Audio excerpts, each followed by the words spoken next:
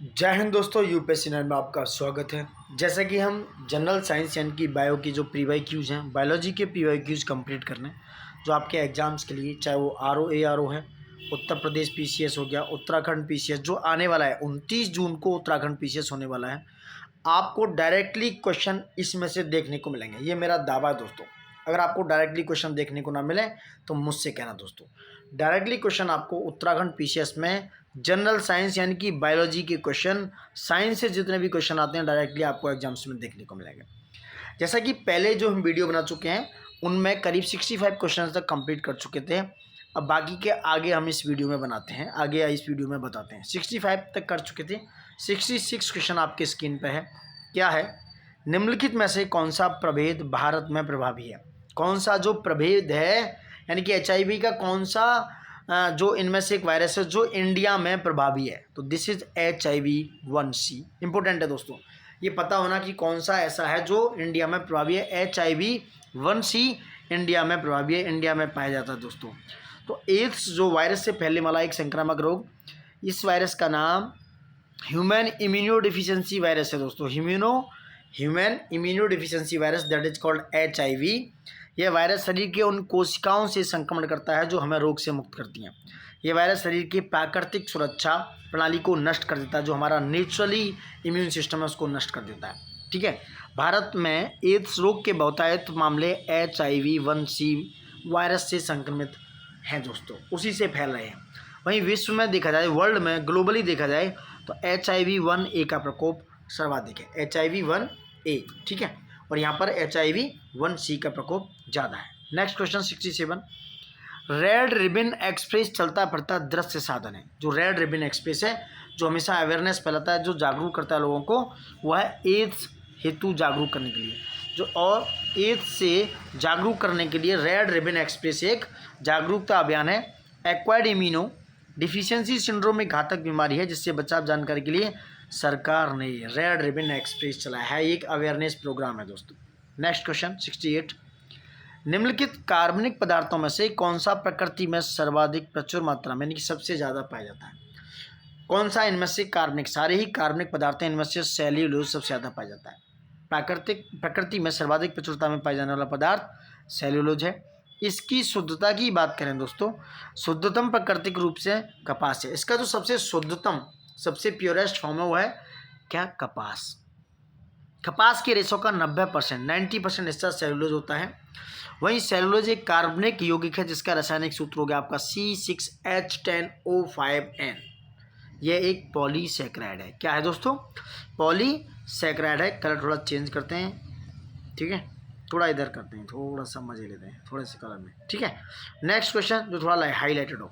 Next question, clinker theory का संबंध है। क्लिंकर थ्योरी का संबंध है आपके काल प्रभाव से, टाइम पीरियड से, टाइम एजिंग से दोस्तों। ठीक है, इसका जो है इस थ्योरी के अनुसार मेटाबॉलिज्म के फलस्वरूप उत्पन्न जो रासायनिक कोशिकाएं, केमिकल जो कोशिकाएं हैं वो इकट्ठे या संचित होते हैं और मसल्स, हार्ट या नर्व या तथा ब्रेन को क्षतिग्रस्त करते हैं दोस्तों।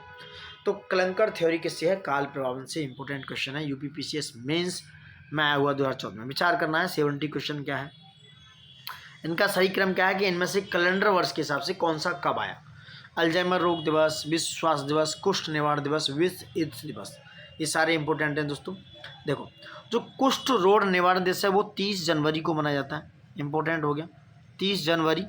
ठीक है, विश्व के लगभग 60% कुष्ठ रोगी भारत में है। जो लेप्रोसी है उसके 67% लोग इंडिया में पाए जाते हैं। डेटा कई बार बहुत ज़रूरी है। और ये जो एक बैक्टीरिया होता है उसको बोलते हैं माइकोबैक्टीरियम लेप्राई, वो एक बैक्टीरिया है उसके द्वारा होता है। वहीं विश्व स्वास्थ्य दिवस की बात करें, दैट इज कॉल्ड 7 अप्रैल, 7 अप्रैल को ये मनाया जाता है। ये विश्व स्वास्थ्य संगठन द्वारा स्वास्थ्य के क्षेत्र में महत्वपूर्ण कदम है दोस्तों। ठीक है, ठीक है। नेक्स्ट, वहीं अल्जाइमर रोग दिवस 21 सितंबर को, और वहीं विश्व एड्स दिवस 1 दिसंबर को मनाया जाता है दोस्तों। ठीक है, 1 दिसंबर को विश्व एड्स दिवस। भारत में पहली बार तमिलनाडु में 6 एड्स, कहाँ पर? तमिलनाडु में 6 एड्स रोगियों की पहचान के बाद HIV संक्रमण देखा गया, और HIV-1C के मामले इंडिया में सबसे ज़्यादा पाए जाते हैं। नेक्स्ट क्वेश्चन, विश्व में हरित क्रांति के जनक किसे कहते हैं? विश्व में हरित क्रांति के जनक हैं नॉर्मन ई बोरलॉग। इन्हें नोबेल पुरस्कार मिला। ये कहाँ के वैज्ञानिक हैं? ये कृषि वैज्ञानिक हैं कहाँ से, नॉर्मन इवोलॉग, और ये कहाँ से हैं, मैक्सिको के वैज्ञानिक है दोस्तों। इंडिया में देखा जाए तो MS स्वामीनाथन है। ठीक है, नेक्स्ट क्वेश्चन 72। भारत में अमीर व गरीब दोनों ही कुपोषित हैं, क्यों? अमीर गलत भोजन खाते हैं और गरीब रूखा सूखा, बात दोनों सही है। AR सही है और RA की एक्सप्लेनेशन है, A is the right answer. India में दोनों ही कुपोषित हैं क्योंकि जो गरीब है उसके पास बराबर माल न्यूट्रिशंस नहीं है, न्यूट्रिशंस की कमी है, और अमीर के पास खाने का कोई पता ही नहीं, कोई डाइट चार्ट नहीं है, कोई सिस्टम नहीं है। Next question 73। श्यामी जुड़वा का प्रयोग होता है ऐसे जुड़वा के लिए जो एक दूसरे से जुड़े होते हैं, श्यामी जुड़वा दोस्तों। श्यामी ऐसे जुड़वा होते हैं जो एक दूसरे से जुड़े होते हैं। ये तब तक विकसित होते हैं जब एक प्रारंभिक भ्रूण आंशिक रूप से दो व्यक्तियों को बनाने के लिए अलग हो जाता है। ऐसे अधिकांश बच्चे मृत पैदा होते हैं जिनके कुछ समय बाद ही उनकी मृत्यु हो जाती है। उन्हें क्या कहते हैं दोस्तों? उन्हें कहते हैं श्यामी मृदा, श्यामी जुड़वा। ठीक है, थोड़ा कलर और देखते हैं। नेक्स्ट क्वेश्चन 74 क्या है? मरीज के पेट के अंदर का परीक्षण करने हेतु डॉक्टर एंडोस्कोपी का प्रयोग करते हैं। ये किस सिद्धांत पर है? एंडोस्कोपी दोस्तों प्रकाश का सकल आंतरिक परावर्तन होता है उसके सिद्धांत पर काम करता है। प्रकाश का सकल आंतरिक परावर्तन होता है उसके सिद्धांत पर एंडोस्कोपी यूज किया जाता है। इंपॉर्टेंट क्वेश्चन है, याद रखना। मनुष्य के शरीर के आंतरिक भागों के निरीक्षण के लिए प्रयुक्त जो यंत्र है उसे बोलते हैं अंतःदर्शी, एंडोस्कोप कहा जाता है। इसमें प्रकाश तंतु की बनी हुई प्रकाश नलिका का प्रयोग किया जाता है। इसमें पूर्ण आंतरिक परावर्तन द्वारा आंतरिक अंगों का जो इंटरनल ऑर्गन है उनका चित्र प्राप्त किया जाता है। एंडोस्कोप के उदाहरण है आरिस्कोप, और जो ओटोस्कोप या आरिस्कोप है ये कान के आंतरिक भाग का निरीक्षण करता है। वहीं गैस्ट्रोस्कोप पेट का, और ब्रोंकोस्कोप गले का और फेफड़ों के निरीक्षण के लिए काम आता है दोस्तों। नेक्स्ट 75। रेशम तंतु, रोम, पिच्छ, नख तथा नखर निर्मित होते हैं। ये क्रेटिन से नखर होते हैं दोस्तों। मानव के बाल, नाखून तथा रेशम तंतु क्रेटिन नामक पदार्थ से निर्मित होते हैं। कोलेजन दृढ़ तथा अघुलनशील तंतुवत प्रोटीन है। ये क्या है? प्रोटीन है जो केवल जंतुओं में पाई जाती है। कशेरुकी जंतुओं में यह विभिन्न प्रकार के सहयोजी ऊतकों, अस्थियों, दांतों, कंडराओं, त्वचा की चर्म आदि का प्रमुख भाग बनाती है। वहीं इलास्टिन कोलेजन जैसी प्रोटीन होती है परंतु इसमें रबर की भांति दोनों ओर से खिंचाव रहने की क्षमता होती है। वहीं फाइब्रिन जो है प्रोटीन रक्त जमाने में सहायक होती है। Next question 76। मानव हृदय का प्रथम शल्य प्रत्यारोपण किया गया था क्रिश्चियन बर्नार्ड द्वारा। B is the right answer, Christian Barnard द्वारा किया गया था दोस्तों। इनका गिनीज बुक ऑफ वर्ल्ड में नाम भी है। प्रकृति में ज्ञात सभी एंजाइम हैं, ये क्या है? प्रोटीन। प्रकृति में ज्ञात जितने भी एंजाइम हैं नेचर में वो सारे क्या हैं? प्रोटीन है। प्रकृति में ज्ञात सभी एंजाइम प्रोटीन है। प्रोटीन अत्यंत जटिल तथा नाइट्रोजन युक्त पदार्थ होते हैं। कुछ प्रोटीन हार्मोन के संश्लेषण में भाग लेते हैं। वहीं प्रोटीन जो है एंटीबॉडीज के रूप में शरीर की सुरक्षा करती है।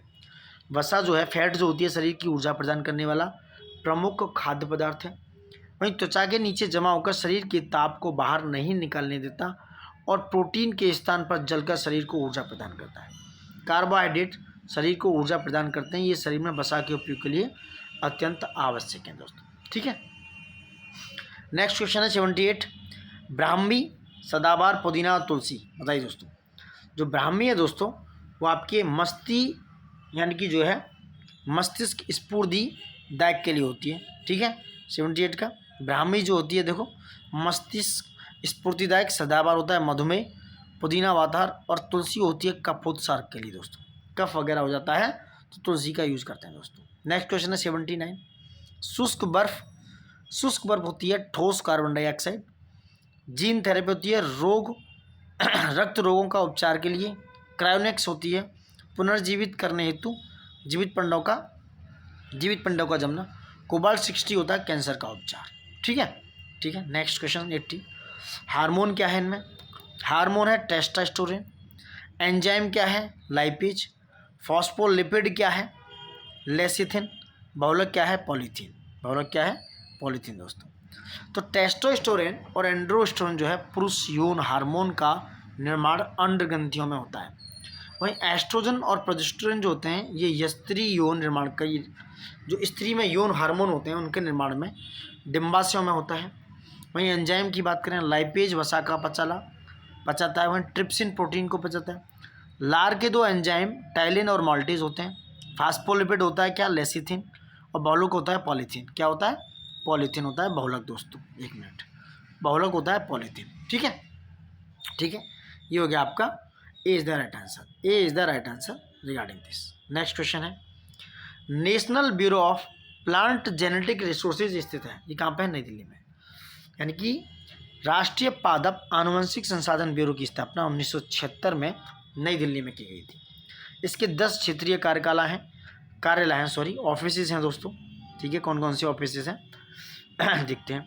शिमला में है, जोधपुर, त्रिचूर केरल, अकोला, ठीक है, शिलोंग, भोपाली, कटक, हैदराबाद, रांची और श्रीनगर में स्थापित है। तो इसके 10 क्या है? क्षेत्रीय रीजनल ऑफिस हैं दोस्तों। National bureau NB plant genetic research NBPGR दोस्तों 1976 में नई दिल्ली में स्थापित हुआ।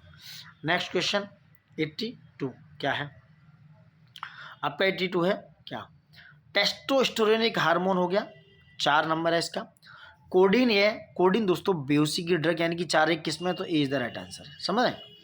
वहीं कुर्चुक हो गया रबड़ का स्रोत पदार्थ 2, और यूजेनोल हो गया लौंग का सुगंधित तेल को कहते हैं यूजेनोल। ठीक है, ये इंपॉर्टेंट क्वेश्चन है, यूपीपीसीएस मेंस में आए हुए। नेक्स्ट क्वेश्चन, क्षुधातिशय क्या होता है? क्षुधातिशय दोस्तों भक्षण विकार में, तो ए पे 4 कौन सा? तो ए इज द राइट आंसर। देखो एक से ही मिल गया। कोलेस्ट्रॉल होता है, कोलेस्ट्रॉल अंडपीतक। एट्रोपिन होता है, क्या होता है? एल्कलाइड। वहीं इंसुलिन होता है अग्नाशयसी निकलता है दोस्तों। ठीक है, तो ए इज द राइट आंसर हो गया। वहीं 84 देखते हैं क्या है? लैक्टोबैसिलस दही बनाने में। राइजोबियम नाइट्रोजन स्थिरीकरण में। ईस्ट एल्कोहल यानी कि आप शराब बनाने में। और एस्परगिलस होता है सिट्रिक अम्ल बनाने में दोस्तों।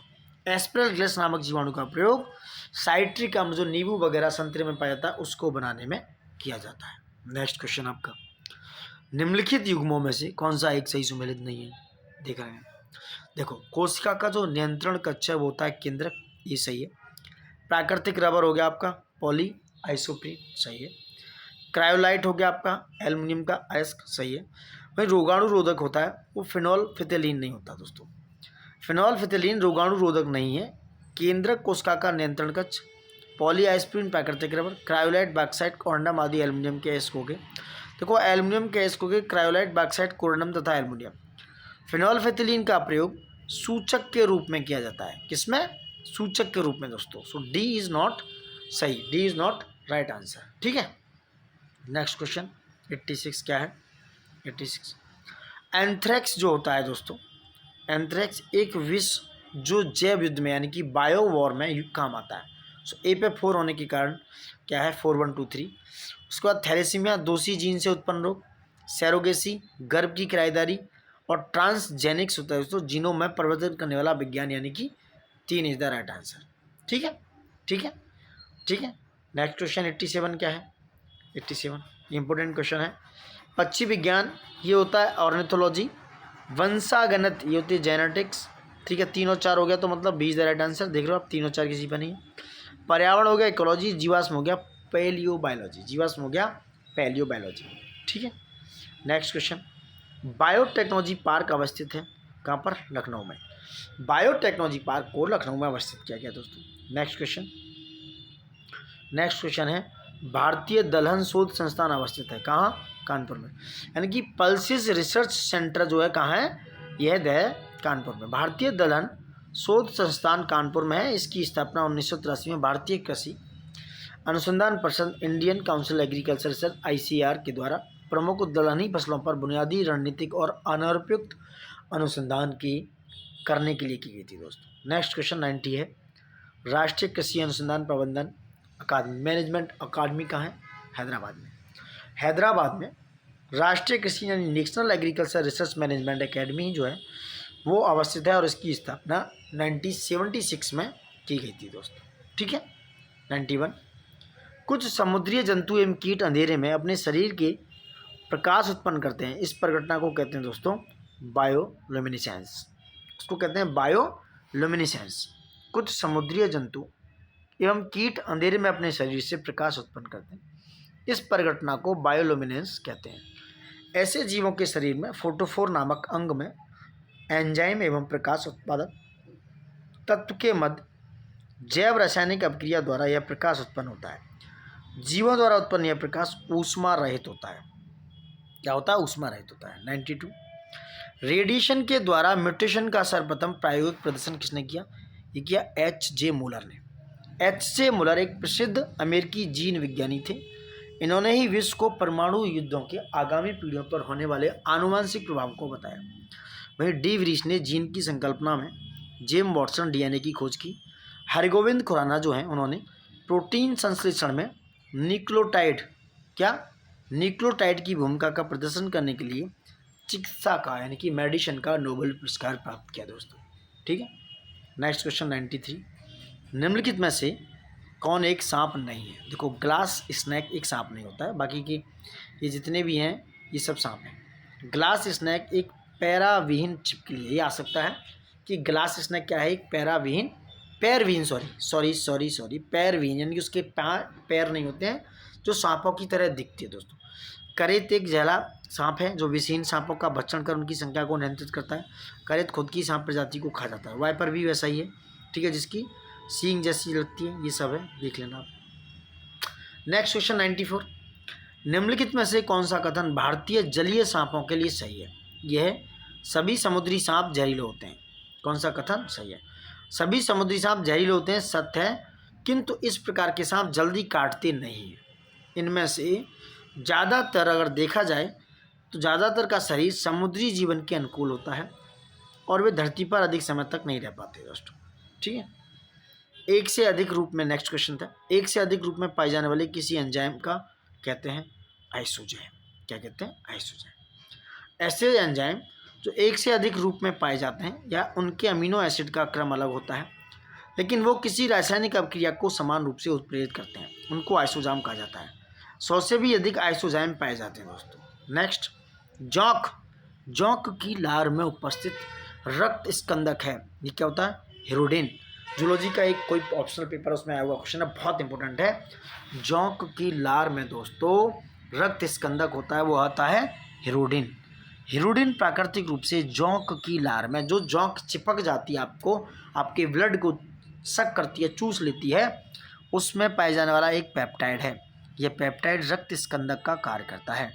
खून चूसने वाले जौंकों में यह सामान्य गुण है दोस्तों। नेक्स्ट क्वेश्चन 97 क्या है? जो स्तनधारी जल पीते हैं और इसे प्राप्त भी करते हैं दोस्तों, ये ग्लूकोज के ऑक्सीकरण से। ठीक है। जो स्तनधारी ग्लूकोज के ऑक्सीकरण या ग्लाइकोलिसिस से भी जल प्राप्त करते हैं। ग्लूकोज के एक अणु के ऑक्सीकरण से कार्बन के क्षाणु, जल के क्षाणु और ऊर्जा प्राप्त होती है। ठीक है दोस्तों। नेक्स्ट क्वेश्चन 98 प्रत्याक्षी कारकों का कार्य क्या है? प्रत्याक्षी कारकों का कार्य है यह मुक्त मूलकों के प्रभाव से कोशिका को बचाते हैं दोस्तों। क्या करते हैं? मुक्त मूलकों के प्रभाव से कोशिका को बचाते हैं। सी इज द राइट आंसर। यद्यपि ऑक्सीकरण अभिक्रियाएं जीवन के लिए अति महत्वपूर्ण है परंतु वे हानिकारक भी हो सकती है। ऑक्सीकरण अभिक्रिया से मुक्त मूलक उत्पन्न हो जाते हैं जिनके द्वारा कोशिकाओं की क्षति पहुंचाने वाली श्रृंखला अभिक्रिया आरंभ हो जाती है। प्रत्याक्षीकारक पदार्थ स्वयं इन मुक्त मूलकों से ऑक्सीकृत हो जाते हैं जिससे श्रृंखला अभिक्रिया को तोड़ने में मदद मिलती है। नेक्स्ट क्वेश्चन 99 लैनोलिन मोम कहाँ से प्राप्त होता है? ये होता है जानवरों की त्वचीय ग्रंथि से। लैनोलिन मोम या ऊन की मोम जानवरों की वसीय ग्रंथियों से प्राप्त होता है जो त्वचा पर स्थित होती है। मनुष्य द्वारा प्रयुक्त लैनोलिन मोम भेड़ों से प्राप्त होता है। लैनोलिन मोम में ग्लिसरॉल का अभाव होता है दोस्तों। ठीक है। नेक्स्ट, जुगनू किस परिघटना की वजह से शीत प्रकाश देता है? जुगनू रासायनिक संदीप्ति की वजह से शीत प्रकाश देते हैं। जुगनू का प्रकाश रासायनिक संदीप्ति है। जुगनू में प्रकाश उत्पादन की क्रिया एक रासायनिक क्रिया जिसे बोलते हैं बायोलुमिनेसेंस। क्या बोलते हैं? बायोलुमिनेसेंस के कारण होती है दोस्तों। यह प्रक्रिया जुगनू के पेट के नीचे के हिस्से में विशेष प्रकाश उत्सर्जक अंग में होती है। वहीं ल्यूसीफेरेज एंजाइम मैग्नीशियम आयन, एटीपी और ऑक्सीजन की उपस्थिति में लूसीफेरेन पर क्रिया करके प्रकाश उत्पन्न करता है दोस्तों। ठीक है। नेक्स्ट क्वेश्चन, फॉसिल पौधे के अध्ययन को क्या कहते हैं? ये कहते हैं पैलियोबॉटनी। क्या कहते हैं? पैलियोबॉटनी। पुरावनस्पति विज्ञान पैलियोबॉटनी भूवैज्ञानिक अतीत के पादपों से संबंधित विज्ञान है। ये पादप जीवाश्मों अथवा सेलों के सुरक्षित पादप अवशेषों पर आधारित हैं। इसके अंतर्गत उन पौधों को अध्ययन किया जाता है जो करोड़ों वर्ष पूर्व पृथ्वी पर रहते थे पर अब नहीं कहीं पाए जाते, अब कहीं भी नहीं पाए जाते, अब फॉसिल बन चुके हैं। बॉटनी में वनस्पतियों का अध्ययन, हिस्टोलॉजी में ऊतकों का अध्ययन, जियोलॉजी में पृथ्वी का अध्ययन किया जाता है दोस्तों। ठीक है, नेक्स्ट क्वेश्चन 102 कौन एक जीवित जीवाश्म कहलाता है? यह जिंकगो। क्या कहलाता है? कलर चेंज करते हैं। जिंकगो एक जीवित जीवाश्म कहलाता है। ऐसे सजीव जिनका जैव विकास के क्रम में किसी प्रकार का प्रकृति परिवर्तन नहीं होता है, वे अप्रभावित रूप से आज भी पाए जाते हैं, जीवित जीवाश्म कहे जाते हैं। जिंकगो एक बहुत प्राचीन प्रजाति का पौधा है दोस्तों। क्या है? प्राचीन प्रजाति का, ठीक है, जिसका कोई भी निकट संबंधी पादप वर्ग में नहीं पाया जाता, इसलिए इसे जीवित जीवाश्म कहा जाता है दोस्तों। नेक्स्ट क्वेश्चन 103 क्या है?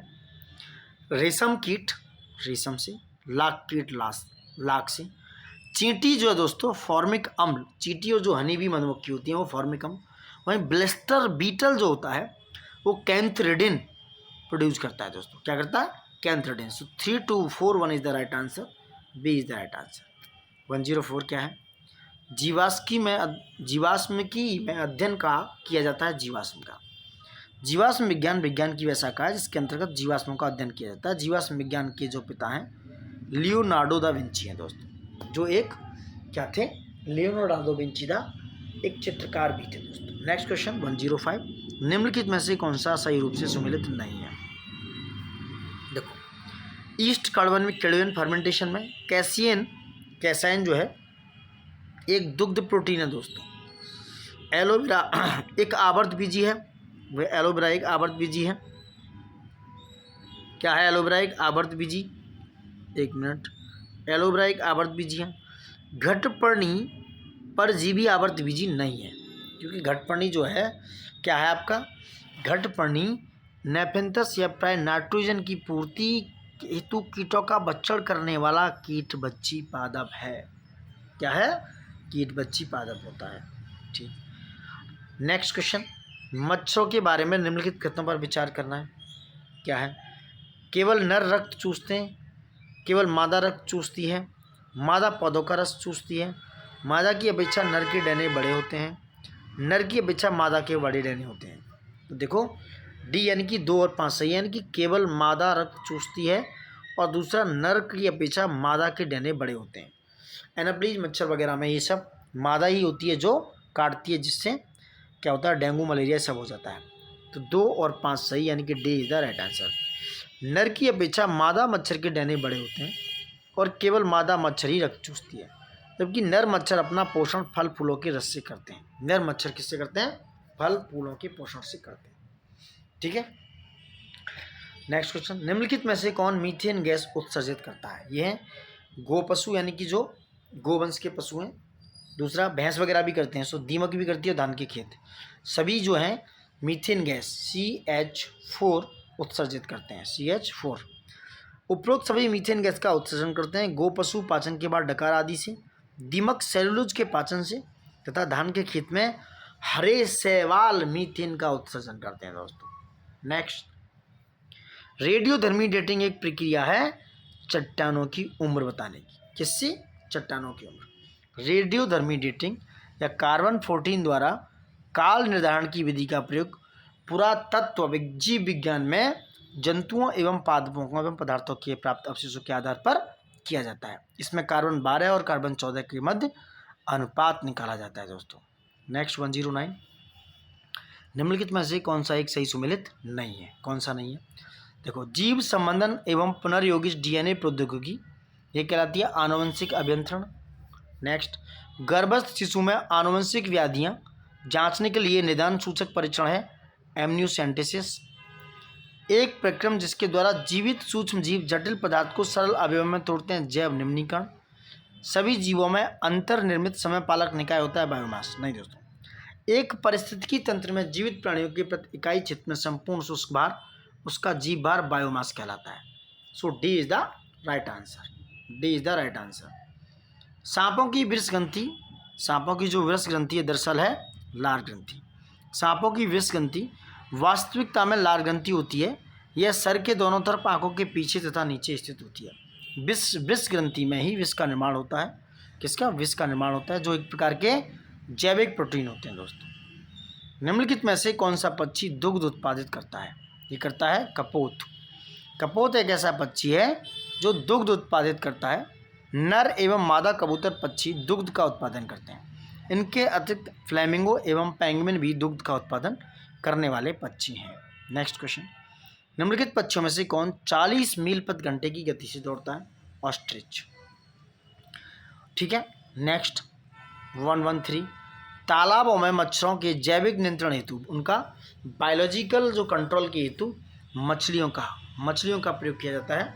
जिसे बोलते हैं निम्नकैलिस स्पीसीज पर्वतीय क्षेत्रों में पाई जाने वाली एक छोटी मछली है। निम्नकैलिस की अधिकांश जातियां सर्वाहारी हैं। ठीक है। ये शैवालों, छोटे कीटों के लार्वा को अपना भोजन बनाती है, जिससे कीट नियंत्रण में मदद मिलती है। जिन तालाबों में यह पाई जाती है वहाँ पर मच्छर कम पनपते हैं, क्योंकि मच्छरों एवं अन्य कीटों के लार्वा इसका प्रिय भोजन है दोस्तों। नेक्स्ट क्वेश्चन, यदि वसा एवं तेल का अधिक समय तक भंडारण कर लिया जाए, उसका स्वाद एवं गंध परिवर्तित हो जाता है, जिसका कारण है ऑक्सीकरण। इससे क्या है? स्वाद चेंज हो जाता है।